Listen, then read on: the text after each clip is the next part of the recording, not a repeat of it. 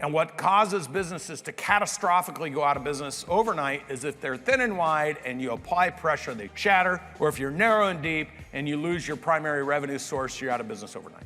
People need to understand what scale means. Scale is maximizing what you have. Scaling is the rapid expansion of what you can prove works. So most of you want to start your business and go to expansion. And just like with having a great result with an employee, it's a 5-step process. Building a business to expansion is a 5-step process. You start it, you build it, you optimize it, then you expand it, and then you go through rapid expansion and exit. Most of you start your business and you go straight to expansion. You never optimize. Number one reason businesses fail is they never optimize. This is why a majority of businesses fail. I'll give you a little flavor of what you learn at the 10X 360. And if you've been there, you guys will understand this. But here's an example. If you go to the 10X 360 and you see that line, you know what that line means. That line, if your revenue per employee is $100,000 or less, that line is called thin and wide, like a big spaghetti noodle. What happens as soon as you put a little bit of pressure at the end of each of the spaghetti noodles? They shatter. This line, if a majority of your revenue is coming from one source, like people that sell to Walmart or to Costco, or if you're reselling Microsoft products or things like this, if a majority of your revenue is coming from one source, it's called narrow and deep. And what causes businesses to catastrophically go out of business overnight is if they're thin and wide and you apply pressure, they shatter, or if you're narrow and deep and you lose your primary revenue source, you're out of business overnight.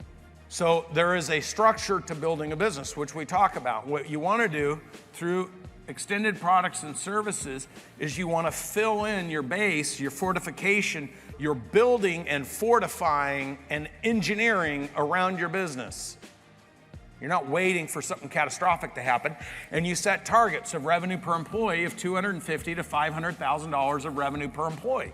And this is a stat over 4,000 businesses. Now it varies, and there's a lot that goes into this calculation. But when you start to learn the rules, don't build a narrow and deep, don't build a thin and wide, targeted revenue per employee, $250,000 to $500,000, profit targets based on revenue per employee. If you're 250, it's 20, 22%. If you're 500,000, it could be 30, 35%. And you put the rules in place and you build to the rules, then you're gonna build with freedom. But right now, none of you know the rules. So everything's hard. And most of you violate the rules. So I've had there's a lot of people that have moved forward with the 10X 360 here, and they ask me, like, how do I know it's gonna help me?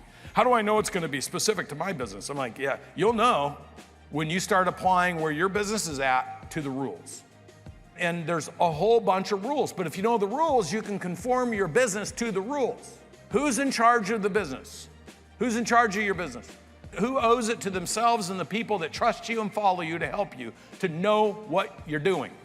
Who's dependent and codependent and interdependent on you making the right choices, doing the right things, and getting the right results? 90% are family owned. Every person in your family wants you to succeed. And these breakpoints that happen aren't just professional breakpoints. Breakpoints are guaranteed to happen in 3 categories of your life, no matter how successful: personal, professional, or financial. Steve Jobs, one of the most brilliant human beings on this planet, had a personal breakpoint.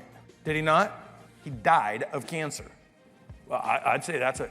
He didn't have a financial breakpoint. He didn't have a professional. How many professional breakpoints did he have before he became one of the most unbelievable entrepreneurs? 2 or 3. He was kicked out of his own company. He almost lost it a couple times. Imagine just like in 2000, you're like, hey, this Apple thing, they make some cool stuff. I got 10 grand, let's buy it. You'd be hundreds of millions of dollars today. 20 years ago, things happen fast. If you take a 10 or 20 year increment of time, it happens so fast.